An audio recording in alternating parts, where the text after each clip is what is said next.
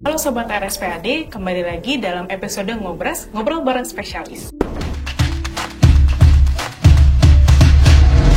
Hari ini saya dengan Dr. Vina dan ditemani narasumber kami, Dr. Basuki Widodo, spesialis ortopedi konsultan head dari bagian ortopedi dan traumatologi RSPAD Gatot Subroto. Selamat siang, Dokter. Selamat siang, Dr. Vina. Halo, Sobat RSPAD. Baik, hari ini kita membahas salah satu topik yang sering dipertanyakan sama sobat-sobat RSPAD, Dokter. Dan kebetulan keluhannya adalah nyeri pergelangan tangan, atau mati rasa di pergelangan tangan, kebas-kebas, atau dalam bahasa medisnya disebut dengan carpal tunnel syndrome. Mungkin dari Dokter Basuki, carpal tunnel syndrome itu apa ya, Dok, sebenarnya? Baik. Ya, terima kasih, Dr. Vina. Baik, Sobat RSPAD, saya akan menjelaskan apa itu carpal tunnel syndrome ya. Jadi sesuai dengan definisinya ada sindrom di situ. Ini adalah suatu kumpulan gejala yang disebabkan karena adanya penyempitan terowongan atau tunnel di daerah karpal. Kalau boleh saya tunjukkan letaknya di pergelangan tangan kita di sini ini ya. Nah, penyempitan itu menyebabkan adanya suatu kita sebut sebagai iskemia ya. Iskemia pada struktur ataupun saraf medianus yang berlangsung lama. Nah, berlangsung lamanya ini yang menyebabkan dia akhirnya terjadi suatu gangguan pada sistem vaskularisasi dari saraf medianus itu yang berakibat adanya kelainan motorik maupun sensorik ya, karena kita tahu bahwa saraf itu adalah dia sifatnya ada fungsi motorik dan ada fungsi sensorik ya. Berarti tidak hanya sensorik aja ya, Dok, tidak cuma kebas-kebas tapi bisa sampai motorik juga. Yeah. Kira-kira untuk si carpal tunnel ini, Dok, itu secara letak tuh spesifiknya di mana ya, Dok? Kan ini di pergelangan tangan. Apakah memang di pergelangan tangan kita ini cuma ada saraf gitu, Dok? Nah, di carpal tunnel itu tidak hanya saraf. Jadi di terowongan karpal ini ada struktur lain. Struktur lain selain saraf medianus yang kita tadi sudah jelaskan, ada tendon, kumpulan tendon ya. Jadi dia di situ ada kumpulan tendon flexor digitorum ya. Flexor digitorum superficial itu ada 4 tendon, kemudian flexor digitorum yang profundus yang lebih dalam maksudnya itu juga ada 4. Dia ada di dalam terowongan itu bersama-sama. Nah, terowongan itu sendiri dia ada di dalam suatu ruangan yang dibatasi oleh bagian belakangnya ya, bagian sananya itu tulang karpalia, kemudian di bagian samping-sampingnya ada fascia dan otot, kemudian juga di atasnya di daerah anterior atau depannya ini ada retinaculum namanya. Retinaculum ini punya serat yang sifatnya dia lebih kaku daripada fascia. Nah, itulah, jadi dia ada di dalam suatu terowongan yang punya batas-batas yang itu tadi. Berarti kenapa, Dok, bisa terjadi si carpal tunnel syndrome ini sebenarnya? Ya, seperti sempat saya sampaikan tadi adanya proses iskemia kan, Dok. Iskemia itu sebenarnya apa sih? Itu adalah kondisi di mana jaringan kita kekurangan oksigen. Ya, jadi kekurangan oksigennya itu disebabkan karena biasanya ada gangguan pada aliran darah maksudnya di sini, karena kita tahu oksigen itu dibawa oleh darah kita. Di daerah sini ada aliran darah yang di dalam strukturnya nervus medianus itu berupa suatu kapiler-kapiler, yang mana kalau misalkan terjadi penyempitan di daerah terowongan itu, maka si nervus ini akan kekurangan oksigen. Ya seperti gampangnya kalau kita analogikan orang yang tercekik gitu, Dok ya, atau orang yang terhimpit dalam suatu desakan dengan ruangan yang tertutup, seperti itu. Jadi dia akan kekurangan oksigen. Selain itu juga kekurangan asupan suplai untuk nutrisi ya kan pastinya. Nah, itulah yang menyebabkan terjadinya. Berarti memang ada penyempitan itu itu ya dok. Ya. Untuk gejala spesifiknya dari carpal tunnel syndrome ini gimana dok? Ada nggak? Apakah harus sampai dia nggak bisa nulis dulu itu baru bisa disebut carpal tunnel syndrome, atau sebatas cuman kesetrum aja? Karena rata-rata sobat RSPAD ternyata mengeluhkan itu seperti kesetrum gitu dok di jari-jarinya. Ya. Jadi kumpulan gejala ya. Kalau sindrom itu kan memang suatu kumpulan gejala. Gejalanya terdiri dari apa aja? Seperti yang Dr. Vina sampaikan tadi, ada suatu rasa kesemutan. Kesemutan itu ya localized di daerah pergelangan tangan, dan dia ada rasa menyebar sampai ke jari-jari. Jari mana aja? Ibu jari, jari telunjuk, jari tengah, dan setengah dari jari manis kita yang sesuai dengan aliran listrik untuk ke bagian yang dipersarafi oleh nervus medianus ini. Gejala yang lain adalah rasa seperti tertusuk ataupun mungkin rasa seperti terbakar dok. Beberapa pasien mengatakan nyerinya itu seperti itu, nyeri yang sifatnya tertusuk ataupun terbakar. Nah, gejala yang lain manakala ini sudah lanjut, maka akan ada keluhan, kadang-kadang dia memegang sesuatu barang ya, entah dia pegang handphone, ini tiba-tiba langsung jatuh gini, tanpa dia tahu penyebabnya apa, karena dia fungsi motoriknya sudah mulai terganggu di situ. Nah, itu kalau sudah pada taraf yang sudah lanjut seperti itu. Dan kadang-kadang otot yang ada di telapak tangannya ini sudah mulai atrofi. Nah, itu. Banyak berarti gejalanya ya dok? Ya. Nah ternyata dok, keluhan-keluhan tadi ini yang saya lihat sekarang tuh ternyata di generasi muda, ternyata banyak gadget, banyak device. Dan sobat RSPAD tentu ada hobinya main game dok. Dan bahkan game itu bukan cuma sebatas hobi, sampai tingkat profesional. Pada beberapa kasus ternyata prevalensi itu cukup tinggi dokter. Nah, kenapa kok bisa terjadi pada beberapa kelompok yang spesifik ini dokter? Ya, jadi sobat RSPAD, kalau sekarang kita sudah pada tahu ya bahwa ternyata ada suatu pekerjaan yang baru ya mungkin, tetapi ini digemari, tapi ada juga dianggap sebagai suatu hobi. Tapi hobi ini kadang-kadang karena dipertandingkan, ada suatu kompetisi, akhirnya ada hadiahnya. Dan ternyata nggak main-main dok, itu iya. Jadi game online atau e-sport ya kalau kita sebutnya ya, ini sesuatu yang baru mungkin bagi kita, tetapi ini ternyata sudah banyak diminati. Dan saya dengar juga, saya pernah baca bahwa ada anak-anak kita dari Indonesia yang menjuarai level internasional. Wah, luar biasa. Di e-sport juga. Iya, jadi nggak menang di olahraga yang sesungguhnya, tetapi di e-sportnya dia menang. Ya, oke deh. Jadi begini, sobat RSPAD, kalau kita tahu apa yang dilakukan pada seorang game online itu, atau gamer lah ya, itu adalah melakukan suatu gerakan jari-jari yang repetitif, berulang-ulang dalam waktu yang lama, dan dia berlangsung juga beberapa kali dalam kurun waktu yang rutin. Itu kalau seorang yang profesional. Gerakannya seperti begini kan dok? Jadi dia pakai mouse tuh biasa tuh dok. Ya, kalau dia pakai joystick itu ya gini ya. Kemudian kalau pakai mouse ya seperti ini ya dok ya. Nah, dia nempel begini, posisi tangannya begini, otomatis si carpal tunnel dia akan nempel di dasar yang keras kan dok. Entah dia di mejanya atau di alas yang dia pakai.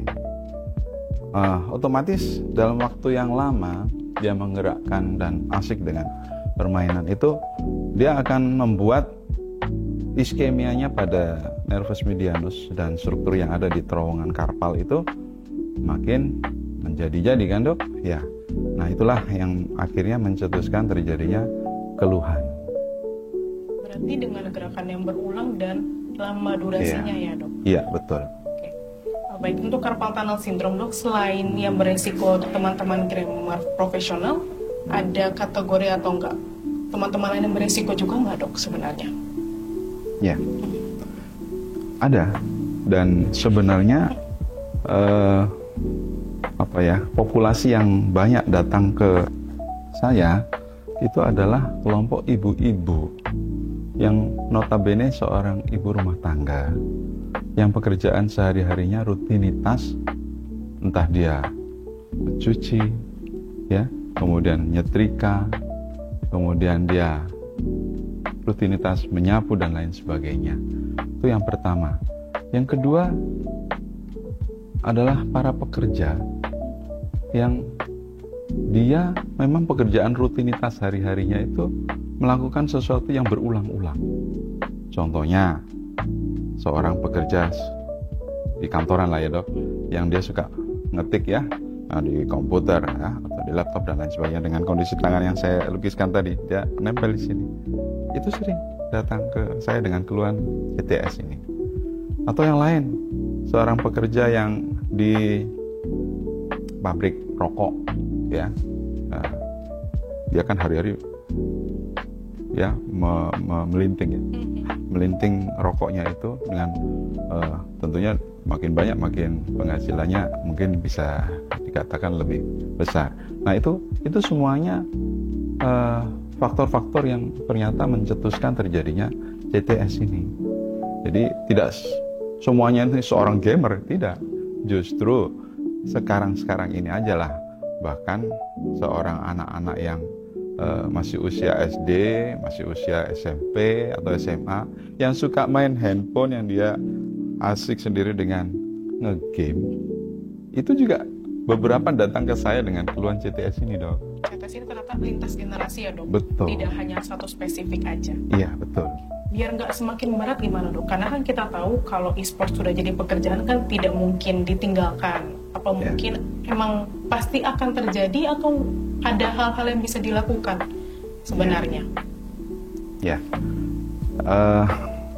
baik dok, itu suatu pertanyaan yang memang cukup bagus untuk para sobat RSPAD yang menyenangi game ya. Jadi entah dia sebagai profesional ataupun yang amatir, saya pada kesempatan ini ingin memberikan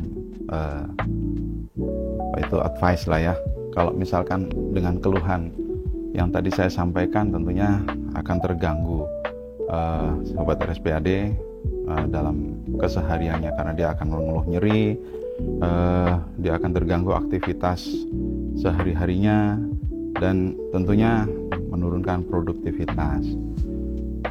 Kalau misalkan kita memang profesional sebagai seorang gamer, maka saya sarankan pada para gamer itu untuk membuat suatu rutinitas yang bisa dipatuhi untuk bisa kita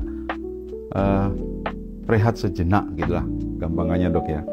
Kalau saya boleh memberikan mnemonik itu 20 20 20. Nah, apa itu?